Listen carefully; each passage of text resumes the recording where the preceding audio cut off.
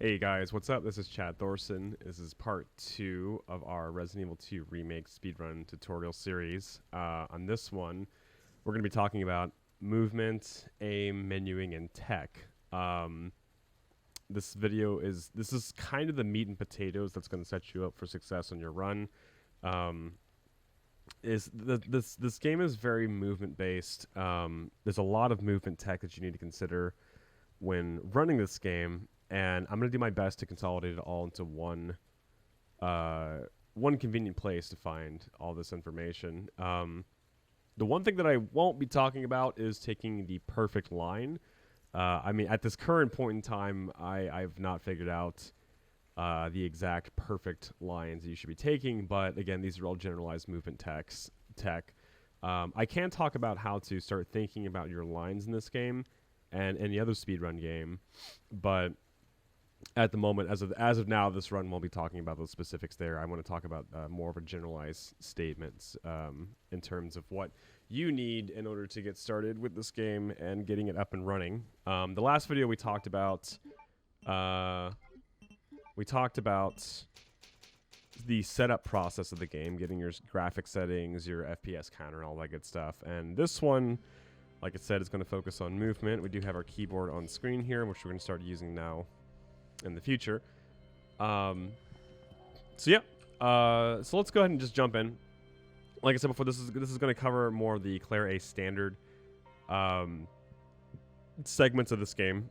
Claire differs very much from Leon just because she runs faster in caution, which means that you get bit by a very specific zombie in the very first part of the game, and the ideal run after that is you never get touched ever again.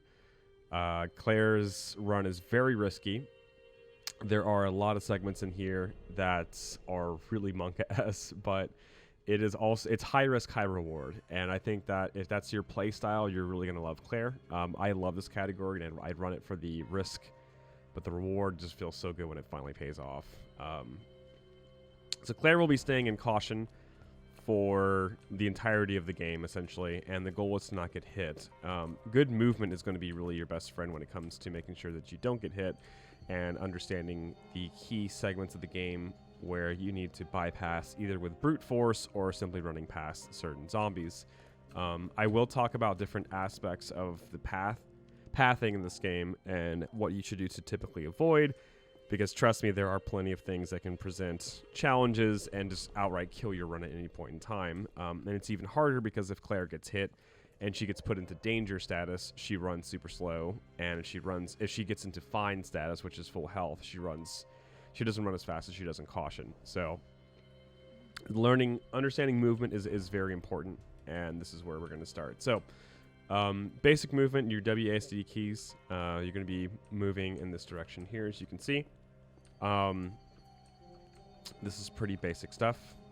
You know, if you hold shift, you're going to run like this. And what I recommend doing is, also really important too, just because your pinky's going to get tired fairly quickly, you want to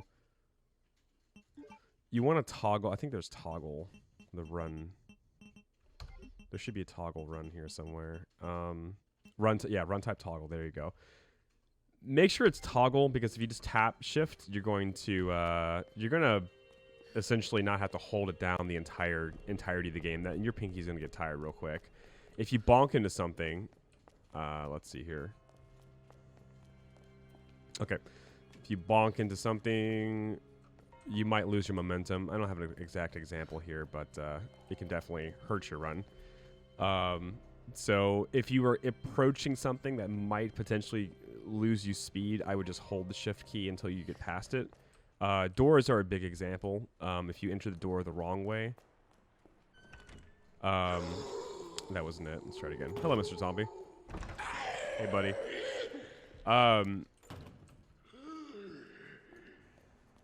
Yeah, there's a certain way that if you enter doors, you will end up losing speed. It only happens whenever I don't plan for it, but I always typically hold shift whenever I go through doors. The second thing I want to talk about is that it's called wall kissing.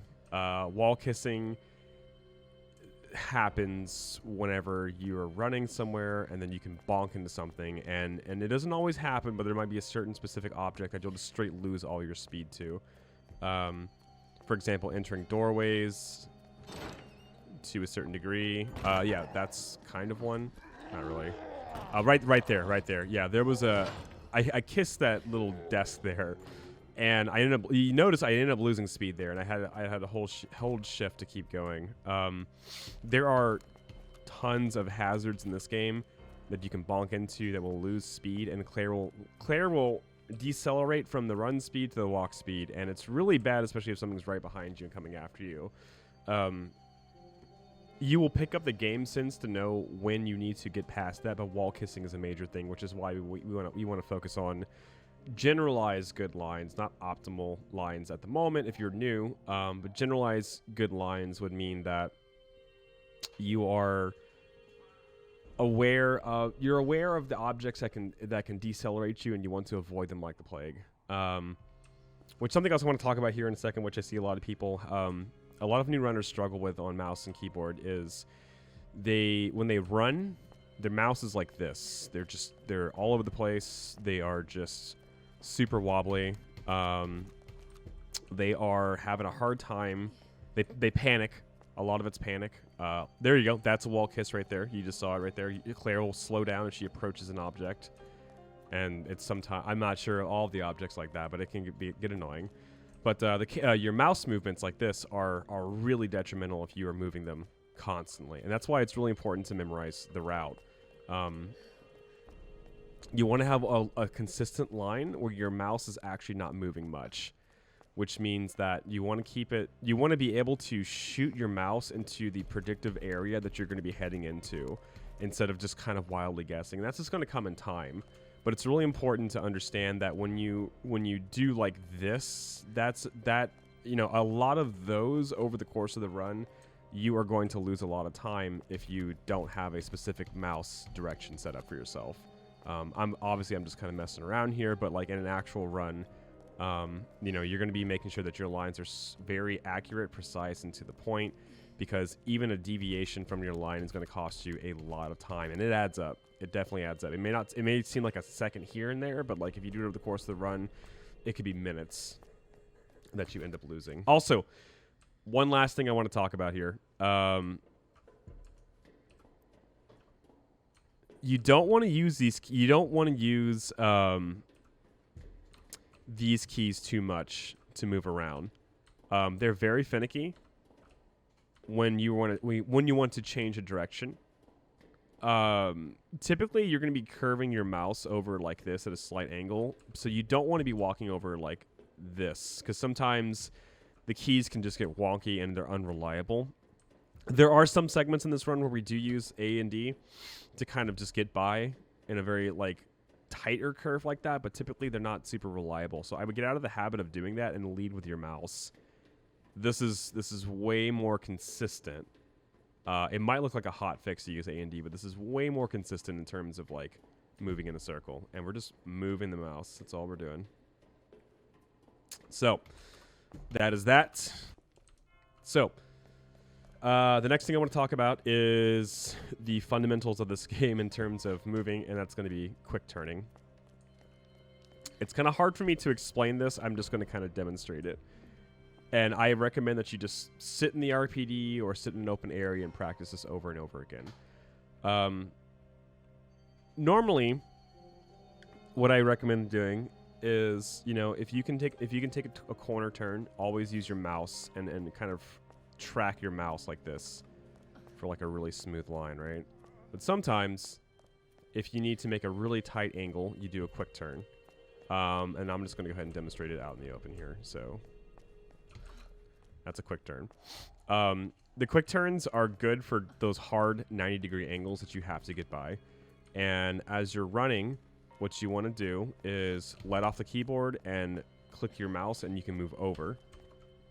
This will set you, and it's important to move your mouse in the direction you're going to go to. This will set you up in the right path that you need to go to. This can be done in different directions. It can be done backwards. It can be done to the left. It can be done to the right. Let's see if I can demonstrate appropriately. I'm going to find a good example of a quick turn corner here. Okay. So right here, hard 90-degree angle, and then you quick turn, and you just run past that zombie. Which, this is a weird save file. Normally he's not there, but my point is that you can bypass a lot by just quick turning like that. If it's a 90-degree angle. If the angle's kind of weird, I recommend just, yeah, you don't have to quick turn that. You just kind of do a subtle mouse tracking like this. Quick turning can save your life. Definitely can. Okay. This next one, I believe I have the rhythm down. I firmly believe I have it, but if anybody can call me out for this, please do. This is stair skating. Stair skating in this game is going through an animation cycle, which is going to give Claire a bit of a speed boost whenever she is going up and down the stairs. So the way that this works is you have to, upon the first step of a vertical surface like this, you're going to go ahead and start tapping your aim key, and I'll just demonstrate. Okay, that was good. That's a stair skate, and it looks funky. But Claire is actually going through a animation cycle that's going to push her forward. And you're gaining just ever so much of a slight speed boost from doing that. Normally, as you can see, going up the stairs is really slow. But stair skates kind of bypasses that. It's also really important, and I can't really demonstrate this enough. This is something really stupid that I did for a very long time, and I want to profess this here real quick. Proper mouse holding. I don't know if you're the 1% of people out there who didn't do this, and I'm a total dummy when I started doing this, but I was holding the mouse. I was kind of pinching it like this. And then I would kind of creep up to push the button over here, right? Firm grasp like this. Firm grasp on the mouse. And it might seem silly, but a lot of people are not accustomed to mouse and keyboard. You want to fully grip it so that your wrist can do the work. Sorry, no, your arm can do the work. You always want to track with your arm, not your wrist. And this is like basic FPS strats for you in terms of like games like Call of Duty, anything with aim. And this game does have a lot of aim, and we're going to get to that soon. But when you are going up stair skates, it's important to really lightly tap the stair skate option. So tap very lightly. You want to barely, and sometimes it's hard. I don't always get it myself, but you want to barely see that cursor. Yeah, so like I would, like a lot of people might do harder taps. Like you're losing a lot of time if you just do that. Yeah, some people might have like do this where it's really weird. It's a little bit longer, and this is sometimes problems for newer runners. But light taps is the key, and the rhythm of it is like doon doon doon doon doon doon. That's the basic rhythm of it, I believe. Again, call me out if I'm wrong on this one. I only learned this recently, and I'm 51, 55 at the moment, so I definitely had learned this the optimal stair skating like about a month and a half ago. So stair skating can happen on any place that is registered as a stair. Let's see. There are subtle places that you might not even realize have stairs, and I'll show you real quick. And you always want to be looking out for this, and the best way to do this is to like review VODs and look at this stuff, and you know, determine for yourself. So like right here, this is technically a vertical surface. You can gain speed from this ever so slightly, and that's one of the best ways to do that there. So let's reset back to these here. Okay, so that's basic movement. Yes, the quick turns are going to help you when you need to get around corners. 90-degree angles, very smooth mouse movements. You don't want to be doing this often. You're going to lose a lot of time over the course of your run if you don't practice very smooth and subtle mouse movements. Wall kissing, major thing here. Be careful about just getting sucked onto the gravity of random objects. And yeah. So that's essentially, I believe that's all the movement right now. that should be that for this one. So let's move on to aim. This is something that I do want to talk about because I used to play FPS games. For reference, I did play Overwatch back in like 2017 when I was playing very competitively. I did hit Masters in that game, which is top 2%. And I had a lot of aim training drilled into my brain over the course of that game. Aiming is a very major component of this game. You don't have to be a Call of Duty pro, but aim is going to help. You know, there are certain shots you need to take in order to improve your run, specifically mostly the zombies. So when it comes to aiming, there's a couple things I want to kind of explain to help you guys out. The reticle color, this is a very, very, very tiny, minute thing, but a lot of FPS players do this to help the brain kind of register certain things. So no, I think normally the default is white. You don't want that. You want to pick something else that the brain, it's a very abnormal color that the brain is going to register much quicker than it is white. White is just kind of a neutral color. Red, blue, green. These other colors just stand out of the background. Like, for example, and this is a very lesser known trick, but it applies to a lot of aim. This color is so saturated that it just stands out. It stands out so much. If you picked, let's see here. If you picked blue, I believe also typically it very much stands out, right? It very much stands out. Red, surprisingly, I don't know if I would imagine like in the sewers, the color, depending on how it looks like, or maybe, I don't know. Red could be one you use as well, but you know, I would imagine like the color in the sewers, I think it would get kind of obscured, maybe, possibly, but experiment with it, try it, see what you like. But I recommend picking any of these colors over white, and it's going to help you improve your aim because that's very, very important. Again, you don't need to be a Call of Duty pro. You just need to be able to land certain shots at specific points. Aim shots like this are really important. Aim is going to help you get past certain sections like that, which can be very detrimental. I also messed my quick turn up there, but you didn't see that. So general aim, I would like to talk about certain aspects of zombies in particular that you're going to be dealing with, and this is going to kind of help understand how to handle them for the most part. So I demonstrated that very precise up the stairs shot that you need to take. A lot of aim practice definitely goes into helping you, get that shot down, but understanding basic stuff about zombies and what is going to cause them to stagger is very important. So for example, we have a zombie here.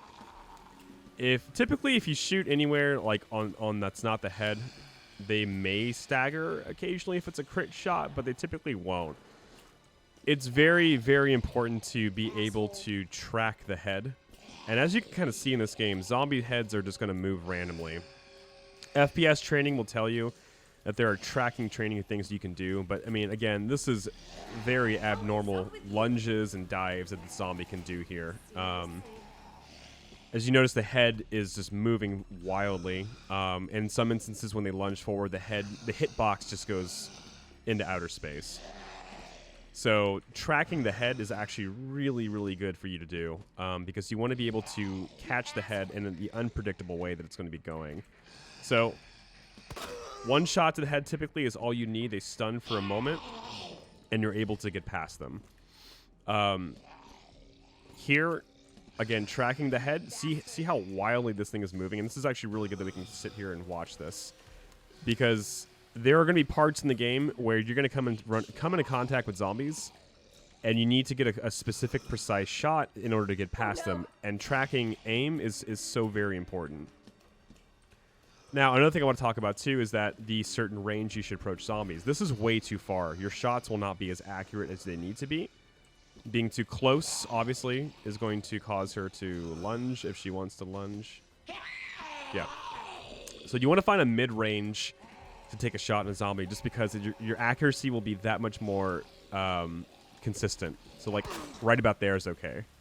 This distance right here, social distancing right here, That's what you want.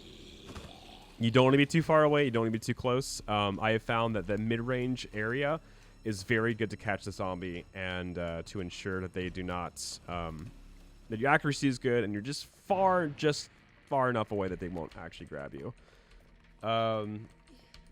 So that also leads me to another thing that I really want to introduce to people, and this is very important that I recommend you do this. I cannot, it blows my mind how this game exists and not many people know about it, but this game right here is called Aim Labs. It's a free game that you can access on Steam. Aim Labs is a custom FPS training thing. You can learn the fundamentals of FPS training. I 1,000,000% recommend that you practice this at least 10 to 15 minutes a day before your runs over the course of the week, like maybe 3 to 5 days a week. Again, you don't need to be an FPS god, but you need to be able to track and flick your mouse because, as you can see, the hitbox of the zombie is just completely wobbly and crazy. And it doesn't seem like much, but it definitely does add up over time. So I can show you. I won't do a full video of Aim Labs. Basically, this is a really good tool for you to use to improve your speedrun tech. So that covers aiming there. I want to talk about menuing, and this is like super important. So let's see here. Let me find a part of the game where my menu is just absolutely. Okay, there we go. When my menu is absolutely loaded down. Okay, so this specific save right here, I want to kind of show you a couple things about the menu and how, you know, the biggest hurdle that a lot of people face in this game is the menu. Oh, this is after. Okay, wrong save. Sorry. Let's see if okay. I think this is the one. Okay, perfect. Okay, so menuing is a massive wall for a lot of people, and it was for me for a very long time. It still is for me. It's still a struggle. Understanding the menu is going to help you save a metric shit fuck ton of time in this game. So you press tab, open your menu, right? There are two. This is what works for me. I can't speak for every other person out there, but this is just what works for me. There are two methods that I use in order to access the menu. One is the mouse over. If the object is really far away, I will mouse over. It's just much faster. If the object is one or two away, I will use keys like this. So the fundamentals that you want to understand for menuing is there are key items in this game, which we will explain over the course of this tutorial. You want to have specific key items on the first slot. And the reason for that is because you want to be able to instantly smash that the item that you need for the object you need to gain access to, or the event you need to bypass quickly by just being in the first slot. And it's so much easier to do it that way. So I'll just demonstrate really quickly here in a second.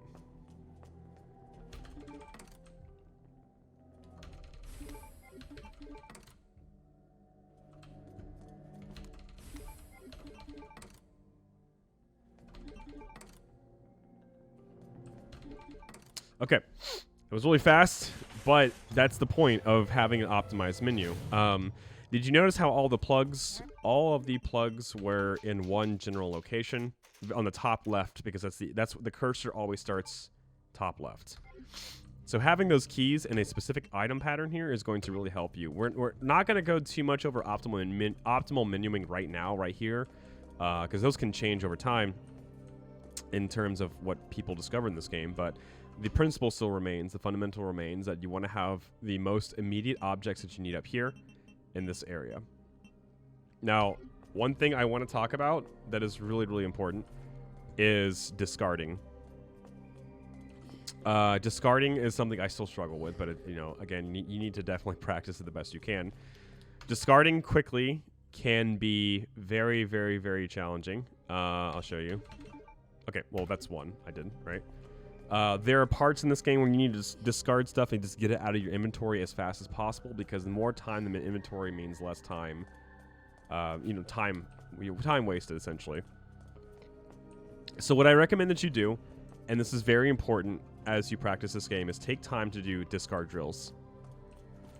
Discard drills are really, really, really important to help you get the muscle memory down. So, for example, there are 4 keys, or hang on, 1. So you push your interact, which is E, up, E, up, E. So E, up, E, up, E. E, up, E, up. 5 inputs. Those 5 inputs are going to absolutely improve everything about this game. Because discarding the menu meltdowns that can happen, that can cost you a lot of time. So, for example, here, I'll show you real quick. Like this, I'm not going to fully demonstrate it, but basically right after this door, you have to discard and remove or move things over pretty quickly. So, like that, right? So, that is very specific movement here, and that's going to take a lot of time to get those discards down. So, I recommend just go to a save file and just practice your discards over and over. That is really important to understand for the menu. So here, I'll show you again one more time. Cool. So there you go. Just over and over and over and over again, and you will get that down in a jiffy. So let's see. Menuing. So one thing that you can do, you saw me swap something over. If you right click something, you can move it like this. This is very, very helpful to move objects where they need to go for optimal menuing. I recommend just playing with this and just kind of also figuring out. But menuing is going to be one of the biggest hurdles in this game if you don't understand where things need to go and how they work. But hopefully the interact keys that I've showed you so far, that will help you. In the last video, I showed the keybinds. Being able to smash keys at certain sections is really, really important. Certain key objects which can help you. They are very, very important. So let's see. Menuing. I think I got everything here. Yeah, the goal is to not spend as much time in the menu as you can, and you want to make sure that you are optimizing everything as much as you possibly can. Oh, hey, what's up, Marvin? Oh, God, no. Marvin. Okay, so finally, I want to talk about one thing here real quickly. You guys are gonna see a quick knife segment here. I'm going to explain this little bit of tech, which I didn't know about this until like way after. I had to go looking for this information. I call it the silly thing. I call it the super knife swap. And the reason for it is this. This is a massive DPS gain when you do this. There are 2 ways to do this. I only know one. I know the easier way to do it. So basically, when you are swapping your knife like this, also, yeah, you want to be able to check your, you want to check the durability of your knife when you're slashing these fights. Let's see, what do I have there's a key for that.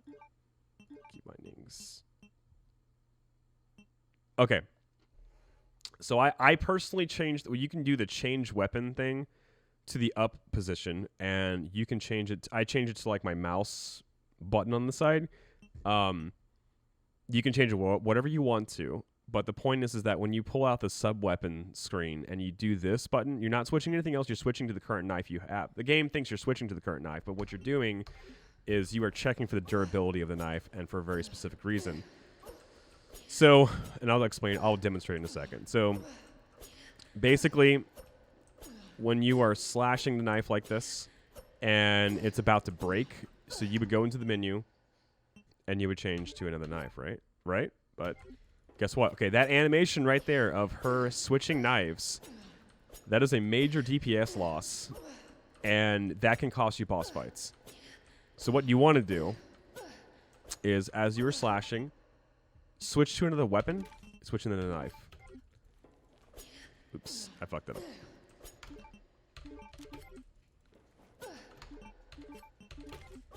There we go. I don't know what the fuck happened there. And you want to keep checking the durability of the knife. Whoopsies. So, There we go. I guess it's speed based. I'm not too sure exactly. Looks like it's like in the certain swinging range motion of it. There we go. Of course, it's going to happen on camera, but basically, you're going to keep slashing like this. And you're going to keep the slashing movement going. You won't lose momentum here. You're just going to keep slashing right away. And this is going to help you in the boss fights, which we will explain later. You would never probably use this. You never use this for like a normal enemy. This is only for the Birkin fights. But this is very important. This is very important here. Remember this for later. This will be very important. So, I think it's all the tech that I have at the moment. Wow, this video got pretty long. Yeah, so I think this covers most of everything. This is movement, aim, menuing, and just that's the general tech that we have so far. There are little micro actions you can do later that can help you also improve your tech in this game. But movement is a huge one. I believe that covers everything in this movement tutorial. This was a way bigger one. There's actually way more to talk about. So I hope that you guys take this information and run with it, in the future. So if you guys enjoyed this content, please comment, share, like, subscribe, all that good stuff. We have a lot more to talk about in this game. I'm trying to break things down into a very detailed, oriented fashion. I'm not the best runner out there by any means, but I think at this point in time, I know enough to help new runners and intermediate runners understand how to improve certain things. So thank you so much for watching. We'll be back next time with the next one. So catch you later.